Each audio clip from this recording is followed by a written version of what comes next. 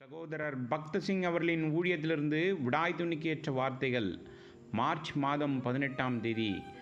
பேதுருவும் யோவானும் பேசுகிற தைரியத்தை அவர்கள் கண்டு அவர்கள் படிப்பறியாதவர்கள் என்றும் பேதமை உள்ளவர்கள் என்றும் அறிந்தபடியினால் ஆச்சரியப்பட்டு அவர்கள் இயேசுடனே கூட இருந்தவர்கள் என்றும் அறிந்து கொண்டார்கள். அப்போஸ்தலர் நடபடிகளின் புஸ்தகம் 4வது அதிகாரம் 13வது வசனம். ஆட்டுக்குட்டியானவரின் இரத்தத்தால் கழுவப்பட்டவர்கள் கரைதிரை அற்றவர்களாக பரலோகத்தில் உள்ள தேவதூதர்கள் கூட எந்த ஒரு குறையும் சொல்ல முடியாத நிலையிலே காணப்படுகிறார்கள்.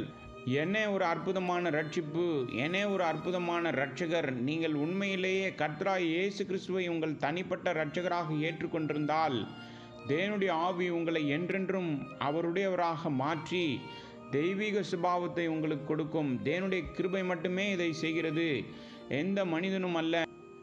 இனி நீங்கள் எங்கு சென்றாலும் கர்த்தருடைய மகிமையில் பிரகாசிப்பீர்கள். ஒரு முறை ஒரு மனிதன் ரோஜா புதரின் அடியில் இருந்த ஒரு களிமண் துண்டை எடுத்து ரோஜாவின் நறுமணம் அதன் மீது இருந்ததால் அது மிகவும் இனிமையானதாக இருப்பதாக கண்டான். இவ்வாறு நீங்கள் அவருடைய பாதத்தில் அதிக நேரம் செலவழிக்கும் போதெல்லாம் உங்கள் வாழ்க்கையின் ஒவ்வொரு பகுதியும் அவருடைய மகிமையினாலும் அழகினாலும் வல்லமையினாலும் நிரப்பப்பட்டிருப்பதை காண்பீர்கள். இது பூமியில் நமது பரலோக அழைப்பாகும். இப்பூமியில் நீங்கள் எந்த தொழில் செய்தாலும் அவருடைய பரிசுத்தத்தின் நறுமணம் உங்கள் மீது காணப்படும். மேலும் கர்த்தர் நம்மை தொடர்ந்து வழிநடத்துவதாக வாக்களித்திருக்கிறார்.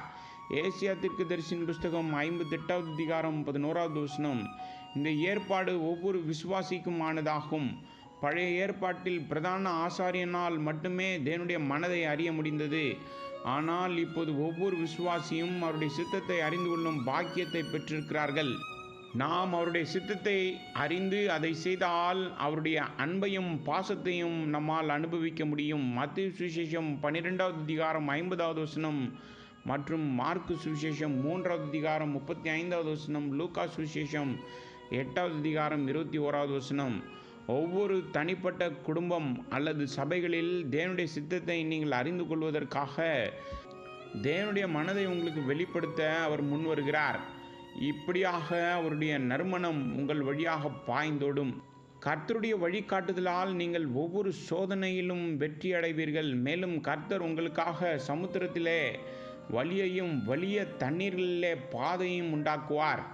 ஏசியா தீர்க்கதரிசியின் புஸ்தகம் 43வது அதிகாரம் 16வது வசனம். அவருடைய வழிகாட்டுதல் உங்களை எந்த இருளிலும் அல்லது எந்த பள்ளத்தாக்கிலும் கொண்டு போகாது. மேலும் அவருடைய அன்பான மற்றும் திறமையான கைகளால் அவர் நம்மை வழிநடத்துவார்.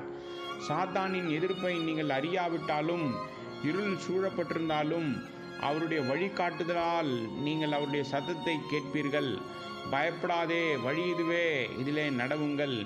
இது உங்கள் தினசரி மற்றும் ஜெப அனுபவமாக கூட இருக்கலாம்.